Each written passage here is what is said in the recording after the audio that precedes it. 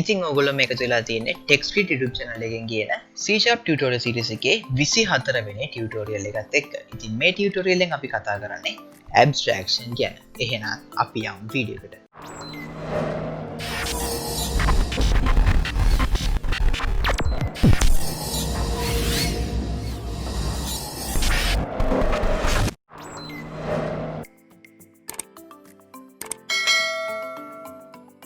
ඉතින් මොකක්ද මේ abstraction කියන්නේ සහ abstraction use කරන්නේ ඇයි?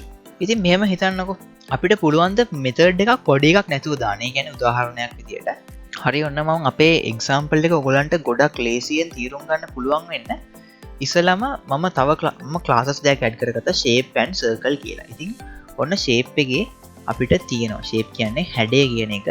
ඉතින් අපිට තියෙනවා shape එකේ property එකක් ගත්තොත් string name කියලා ගන්න පුළුවන්. අපි ඒක පබ්ලික් කරගමු.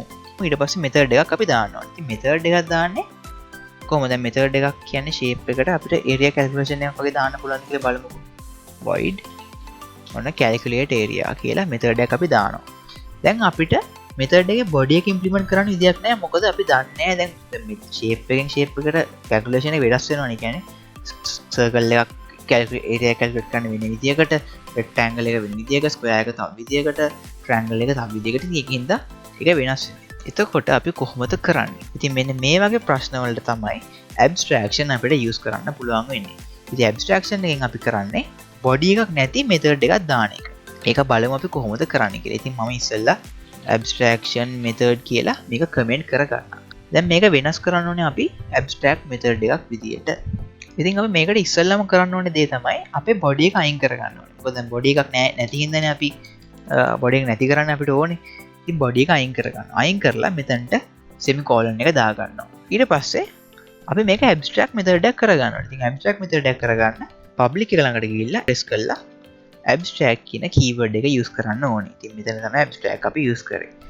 ඊට පස්සේ තාමත් error එකක් පෙන්නනවා. ඒකට හේතුව class එකක් ඇතුලේ එක abstract method එකක් හරි තියෙනවා නම් ඒ class එක abstract class එකක් කරන්න ඕනේ. ඉතින් එතකොට මේ class එක ළඟට ගිහිල්ලා abstract කියලා අපි type කරගන්න ඕනේ. ඒක type කරනත් එක මොකක්ද පේන්නේ නැති මෙතන තිබ්බ error එක ගියා. ඉතින් abstraction වල තියෙන මූලිකම දේ තමයි abstract method එකකට body එකක් නැහැ. මේ විදිහට තමයි abstract method එකක් අපි type කරගන්නේ. ඒ වගේම එක abstract method එකක් හරි තිබ්බොත් අපේ class එකත් abstract class එකක් කරගන්න ඕනේ. ඉතින් මෙහෙම තමයි abstract method එකක් අපි implement කරගන්නේ. ඉතින් අපි තව class එකක් හදාගත්ත circle එක. ඉතින් අපි ඉස්සෙල්ලම කරන්න ඕනේ දේ තමයි අපේ shape class එකෙන් circle class එකට inherit කරගන්න ඕනේ. ඉතින් ඒක කරන්නේ ඔයගොල්ලෝ මේ විදිහට දන්නවා. අපේ child class එකට එහෙමත් නැත්නම් sub class එකට ගිහිල්ලා colon එක දාලා අපේ parent class එකේ එහෙම නැත්නම් super class එකේ class name එක දාගන්න ඕනේ. ඉතින් ඔන්න අපි inherit කරගත්තා. ඊට පස්සේ ඔයගොල්ලන්ට බලා ගන්න ඕන මෙතන error එකක් පෙන්නනවා. Circle does not implement inherited abstract member. ඉතින් අනිත් දේ තමයි ඔයගොල්ලෝ මෙතනින් තේරුම් ගන්න ඕනේ.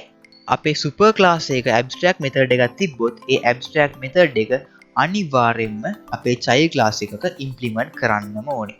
ඉතින් ඒක අපි කරන විදිය බලමු. ඉතින් මම මේ method එක එහෙම copy කරගෙන අපේ child class එකේ paste කරගන්නවා.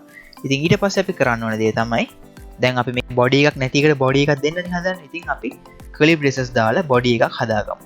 ඊට පස්සේ මේ abstract කියන එක මකලා මේකට වදා ගන්න ඕනේ override කියන keyword එක. ඉතින් ඒක දානවත් එක්කම errors ටික ඔක්කොම අයින් වෙනවා. ඉතින් ඔයගොල්ලන්ට මතක ඇති අපි කලින් override use කරද්දී child class එකට දාගත්ත override keyword එක ඒ වගේම parent class එකට දාගත්ත virtual කියන keyword එක. හැබැයි abstract method එකක් use කරද්දී parent class එකට අපි virtual keyword එක දාන්න ඕනේ නැහැ. ඒකට වෙනස්කමක් කරන්න ඕනේ නැහැ. child class එකට කලින් විදියටම override keyword එක දාගන්න ඕනේ. ඉතින් අපිට ඒ විදිහට පුළුවන් මේ body එක අපිට අවශ්‍ය විදිහට implement කරගන්න. ඉතින් circle එකේ area calculate කරන විදිහට අපිට පුළුවන් මේක implement කරගෙන යන්න. ඉතින් ඒක ඕගොල්ලෝ try කරලා බලන්න. ඉතින් මේක summary එකක් කිව්වොත් summary එක මෙහෙමයි. අපිට මොකක් හරි method එකක් තියෙනවා නම් ඒක implement කරගන්න විදියක් නැත්තම් අපිට පුළුවන් ඒක abstract එකේ body එක අයින් කරලා ඒක abstract method එකක් කරන්න. ඉතින් එක abstract method එකක් හරි තිබ්බොත් class එකක් ඇතුලේ ඒ class එක අනිවාර්යයෙන්ම abstract class එකක් වෙනවා. ඊට පස්සේ අපි ඒ ඇබ්ස්ට්‍රැක්ට් ක්ලාස් එකෙන් වෙන මොකක් හරි ක්ලාස් එකක් ඉන්හෙරිට් කරගත්තොත් අනිවාර්යයෙන්ම ඒ සබ් ක්ලාස් එක එහෙමත් නැත්නම් චයිල්ඩ් ක්ලාස් එක ඇතුලේ අපි අපේ සුපර් ක්ලාස් එකේ තිබ්බ ඇබ්ස්ට්‍රැක්ට් මෙතඩ් එක අපි ඉම්ප්ලිමන්ට් කරන්න ඕනේ. ඒ ඉම්ප්ලිමන්ට් කරද්දී ඔයගොල්ලෝ මතක ඇතුව මෙතන override කියන keyword එක use කරන්න ඕනේ. සාමාන්‍ය override implementation එකදී වගේම. ඉතින් මං හිතනවා ඔයගොල්ලන්ට මේ වීඩියෝ එකෙන් abstraction ගැනත් හොඳ understanding එකක් එන්න ඇති කියලා. එහෙනම් අපි ඊළඟ වීඩියෝ එකෙන් බලමු interfaces කියන්නේ මොනවද කියලා. එහෙනම් මං ගිහින් එන්නම් හැමෝටම ජය වේවා.